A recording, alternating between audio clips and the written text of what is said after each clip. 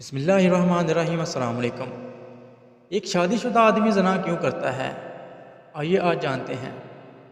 ایک شادی شدہ آدمی جو ہے وہ زنا کیوں کرتا ہے؟ وہ اپنی بیوی کو چھوڑ کر دوسری عورتوں کی طرف کیوں مائل ہوتا ہے؟ تو آج یہ باتیں آپ کے لیے بہت خاص ہونے والی ہیں۔ خواتین و حضرات، مرد و عورت نے اللہ تبارک و تعالیٰ نے ایک جسمانی ملاپ رکھا ہے۔ مرد کو عورت کی ضرورت ہے اور عورت کو مرد کی ضرورت ہے، اور اس ضرورت کو پورا کرنے کے لیے اللہ تبارک و تعالیٰ نے نکاح جیسے پاکیزہ رشتے کا انتخاب بتایا ہے کہ آپ نکاح کر لیجئے۔ نکاح نبی پاک صلی اللہ علیہ وآلہ وسلم کی سنت ہے، اور نکاح کرنے سے ہمارا جو ایمان ہے وہ آدھا مکمل ہو جاتا ہے۔ تو نکاح کیجئے اور زنا سے بچیے، کیونکہ زنا جو ہے یہ ایک بہت بڑا گناہ ہے۔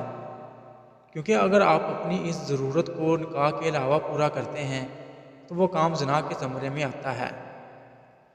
کہا جاتا ہے کہ زنا ایک قرض ہے، پاک دامن رہو تمہاری عورتیں بھی پاک دامن رہیں گی۔ بے شک زنا قرض ہے، اگر تو نے یہ قرض لیا تو ادائیگی تیرے گھر والے، ماں، بہن، بیوی یا بیٹی سے ہوگی۔ اے ابن آدم، اگر عقل مند ہو تو سمجھ لے، بس جو زنا کرتا ہے وہ اپنے گھر کی طرف راستہ دیتا ہے۔ ایک شخص حضرت علی کی خدمت میں حاضر ہوا اور عرض کرنے لگا، اے اللہ کے شیر، میں ایک سوال لے کر آپ کی خدمت میں حاضر ہوا ہوں۔ میں آپ سے یہ پوچھنا چاہتا ہوں کہ میری جو بیوی ہے وہ شادی سے پہلے مجھے جتنی پیاری لگتی تھی، جتنی مجھے وہ حسین لگتی تھی، شادی کے بعد وہ بات نہیں رہی ہے۔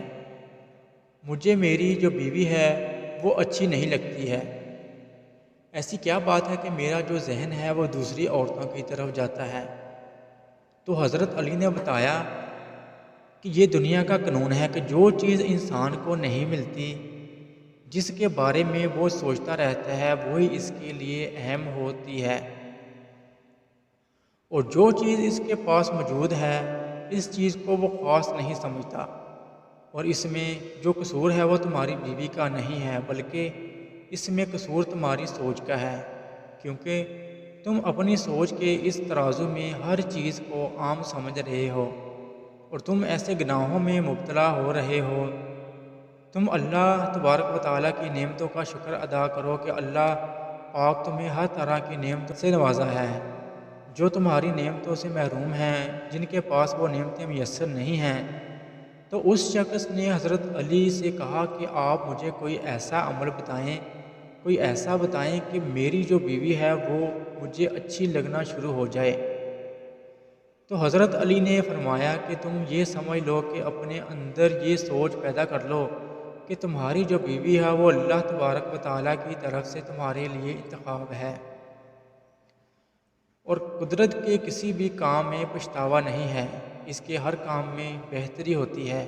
تو پھر دیکھنا کہ تمہیں اپنی بیوی سے محبت ہوگی۔ اللہ حافظ۔